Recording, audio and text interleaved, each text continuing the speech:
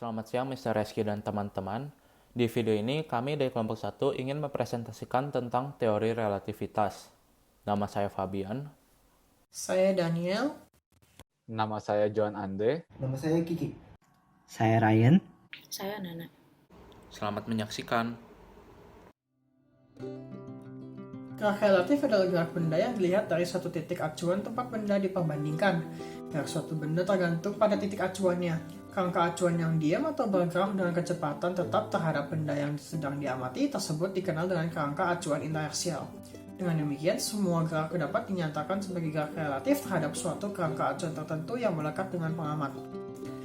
Transformasi Galileo adalah peristiwa yang didefinisikan sebagai segala sesuatu yang terjadi pada suatu titik tertentu dalam ruang, waktu tertentu dan juga terbatas pada kerangka acuan inersial.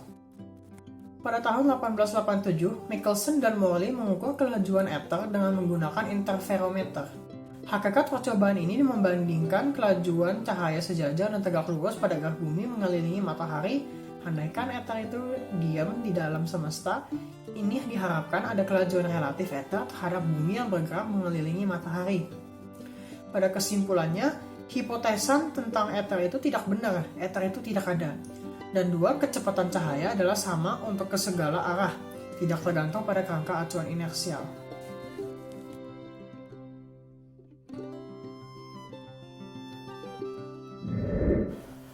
Postulat 1, Principle of Relativity. All the laws of physics are the same in all initial reference frames. Postulat pertama menyatakan ketiadaan kerangka acuan universal sehingga kita tidak dapat membedakan mana yang bergerak dan mana yang diam. Postulat ini juga menekankan bahwa prinsip relativitas Newton berlaku untuk semua rumus fisika, tidak hanya ada pada bidang mekanika, tetapi juga pada hukum fisika lainnya seperti listrik dan magnet. Misalnya, pelemparan koin pada saat mobil diam dan mobil gerak, hasilnya akan sama. Postulat 2, the speed of light in a vacuum is the same in all initial reference frames regardless of the motion of the observer or source. Postulat yang kedua adalah konsekuensi dari postulat yang pertama, sehingga terlihat bertentangan dengan teori relativitas Newton, serta transformasi Galileo tidak berlaku untuk cahaya. Menurut Einstein, besaran kecepatan, waktu, massa, dan panjang bersifat relatif, sehingga diperlukan transformasi lain, yaitu transformasi Lorentz. Gerakan partikel dengan kecepatan yang jauh lebih kecil dari kecepatan cahaya, maka transformasi Galileo masih berlaku menurut Lorentz. Namun, gerakan partikel kecepatannya mendekati cahaya, maka diperlukan transformasi baru karena kecepatan cahaya adalah besaran mutlak, sehingga dirumuskanlah transformasi Lorentz. Transformasi Lorentz adalah seperangkat transformasi linear satu parameter dari sistem koordinat satu kerangka acuan dalam ruang waktu ke kerangka yang lain, yang bergerak dengan kecepatan yang konstan relatif terhadap kerangka yang awal. Dalam ruang Minkowski, transformasi Lorentz mempertahankan interval ruang waktu di antara dua kejadian manapun. Sifat ini adalah sifat terpenting dari transformasi Lorentz. Dengan adanya transformasi Lorentz, maka masalah perbedaan pengukuran panjang, massa dan waktu antara di bumi dan di luar angkasa dapat terpecahkan. Berdasarkan teori relativitas Einstein, dilatasi waktu adalah selang waktu yang diukur dengan oleh dua pengamat yang saling bergerak dengan kecepatan relatif akan berbeda. Ini adalah dampak dari anggapan bahwa waktu tidak mutlak, tetapi relatif. Contoh, waktu berjalan semakin cepat apabila mendekati kecepatan cahaya. Ini rumusnya, di mana delta TO adalah waktu sejati, waktu yang diukur oleh pengamat yang diam terhadap kejadian. Lalu delta T adalah waktu relativistik, waktu yang diukur oleh pengamat yang bergerak terhadap kejadian.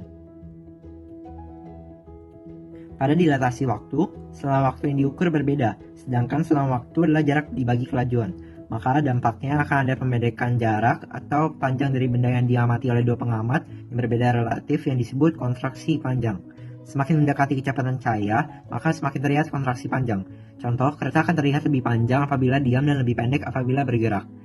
Ini rumusnya, di mana LO adalah panjang sejati, panjang dua titik yang diukur oleh pengamat yang diam terhadap kedua titik. L adalah panjang relativistik, panjang dua titik yang diukur oleh pengamat yang bergerak terhadap kedua titik.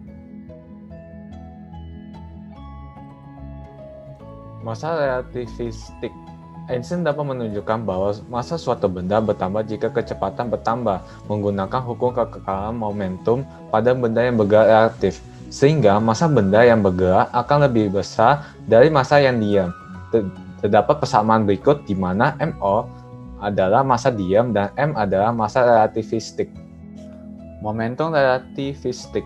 Setiap benda memiliki massa dan kecepatan pasti memiliki momentum, sehingga ketika digunakan, persamaan massa relativistik pada persamaan momentum akan dihasilkan momentum relativistik.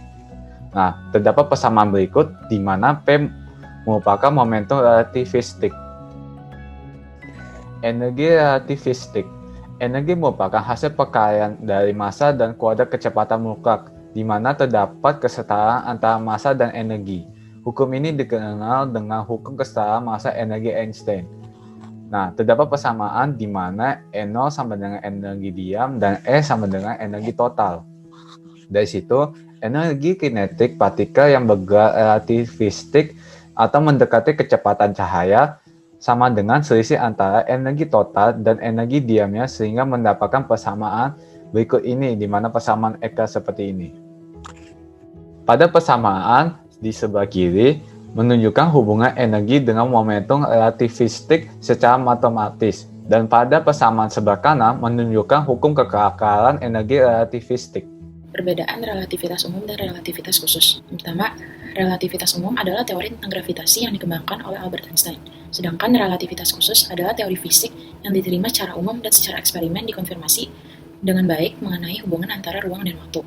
Kemudian secara objektif, relativitas umum berkaitan dengan kontinum ruang-waktu, sementara relativitas khusus hanya berurusan dengan kerangka inersia. Lalu, secara teori, relativitas umum membahas fenomena seperti kelengkungan ruang-waktu, sementara relativitas khusus tidak. Kemudian secara gerakan, relativitas umum mengacu pada gerakan yang dipercepat melalui ruang, sementara relativitas khusus mengacu pada gerakan melalui ruang dengan kecepatan konstan.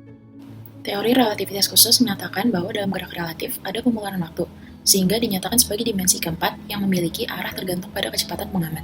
Einstein dalam melakukan percobaannya menggunakan dua postulat, yaitu tentang asas relativitas dan kecepatan cahaya yang menurut Einstein kedua postulat itu penting dan diperlukan. Dalam teori relativitas khusus ada beberapa hal yang berpengaruh, yaitu transformasi Lorentz, dilatasi waktu, kontraksi panjang, massa, momentum, dan energi relativistik, serta perbedaan relativitas khusus dan relativitas umum, yaitu relativitas umum adalah versi yang lebih maju dan umum dari teori relativitas khusus.